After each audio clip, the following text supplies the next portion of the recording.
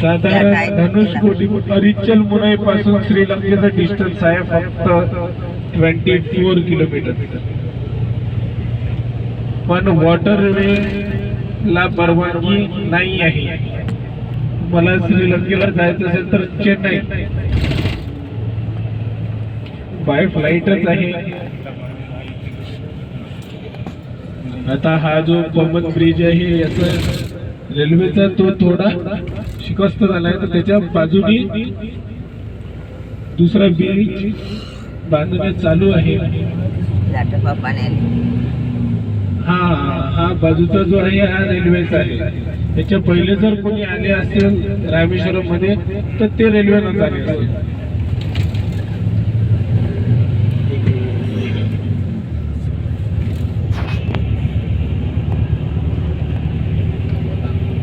Photo वगैरे video वगैरे घेऊ शकता तुम्ही.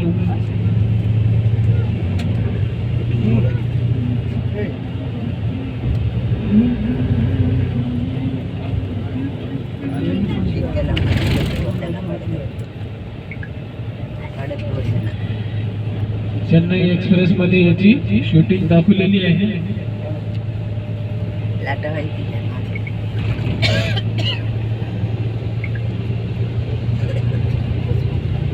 1 किलोमीटर दिसते का इथून?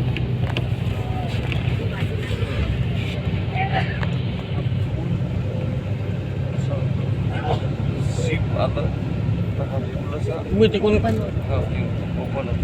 तिकडून घे ना. स्वप्ना घे ना तू. तुझा मोबाईल देणे का काय?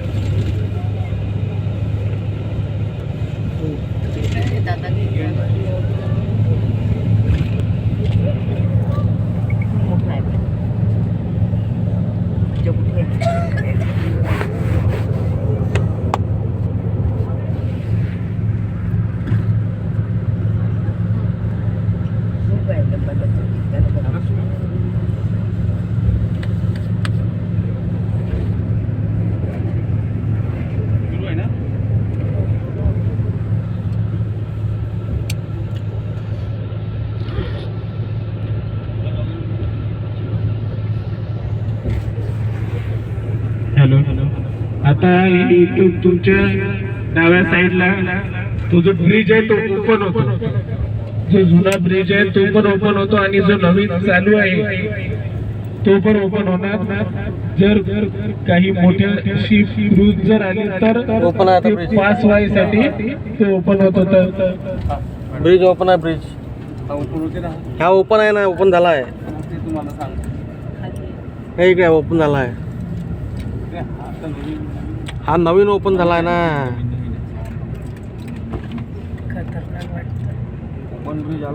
हा ओपन आला ना. ओपन काय गाड्या उभ्या ओपन साठी तर.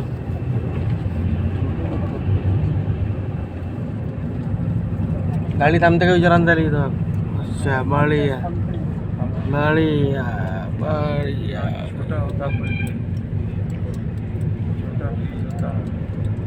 घेऊ शकता तुम्ही. फोटो घेऊ शकता. हा खाली आहे ना. हा खाली. हा पहिला गाडी मध्ये. हा खालचा.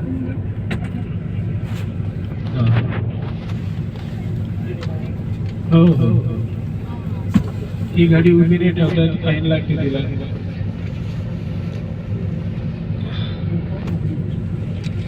Open bridge of Ram Setu. हा रेल्वेला कळवावं लागते जेव्हा ते शिप येते. ओपन करायसाठी रेल्वेला कळवावं लागते. तेव्हा रेल्वेची माणसं येऊन तो ओपन होते.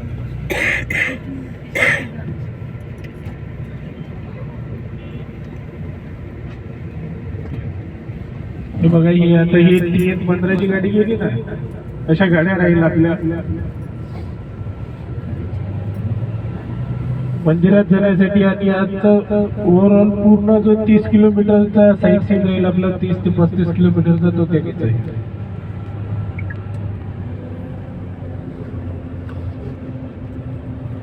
इकडची पटरीच टाकायची अजून. खूप छान असा व्ह्यू आहे तुमच्या उजव्या साईडचा. उजव्या साईडनी फोटो छान येईल. हो आपण जो चाललो हा समुद्री मार्ग आहे. उजव्या साईडला.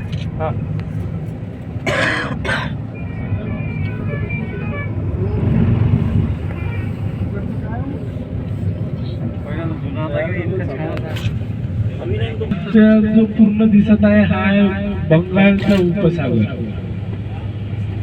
हा जो आपण ज्याच्यावर खालून जात आहे ना हा पूर्ण बंगालचा उपसागर आहे. आणि या साईडनी जो आला आहे आणि 3 समुद्राचा संगम तुम्हाला पाहायला मिळणार, तो म्हणजे कन्याकुमारी.